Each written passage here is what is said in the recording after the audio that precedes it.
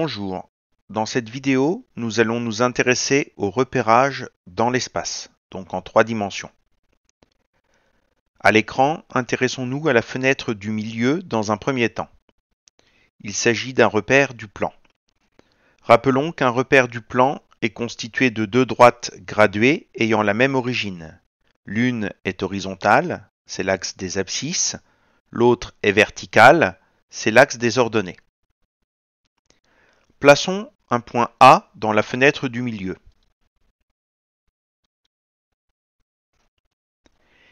Il est repéré par 2 nombres, ceux que l'on voit dans la colonne de gauche, 1,47 et 1,73.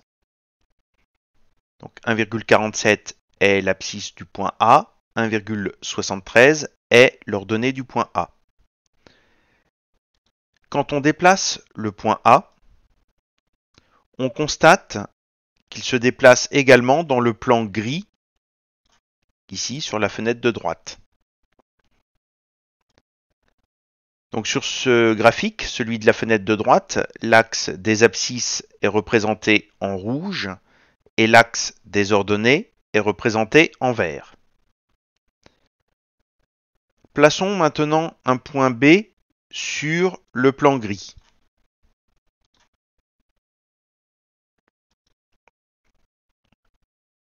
Donc sur le graphique en 3D. Puisque le plan gris est représenté sur le graphique du milieu, quand on déplace le point B dans le plan gris,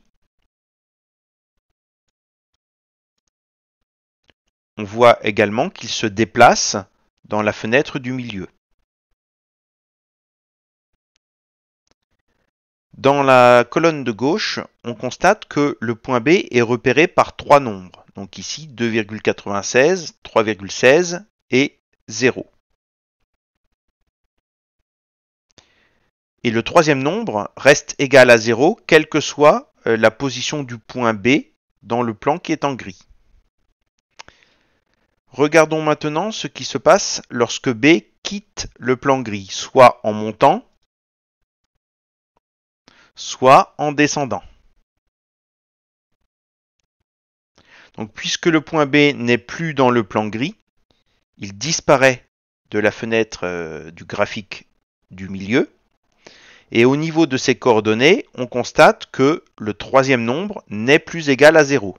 Donc, par exemple ici, on a 3,12 pour la première valeur, 2,24 pour la seconde valeur et 4,83 pour la troisième valeur. Cette troisième valeur est un nombre positif si le point B est situé au-dessus du plan gris. Et la troisième valeur est un nombre négatif si le point B est situé en dessous du plan gris. Ce troisième nombre est appelé altitude du point B. On constate également que lorsque B se déplace verticalement, seule l'altitude change. Vous voyez par exemple ici, le point B, quelle que soit sa position sur la verticale, quand je le déplace, les 2 premières valeurs restent identiques.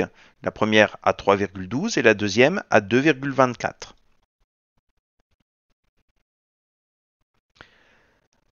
Donc l'axe qui est en bleu sur la fenêtre de droite ici, c'est ce qu'on appelle l'axe des altitudes, ce qui signifie que le point B est repéré dans l'espace par 3 valeurs.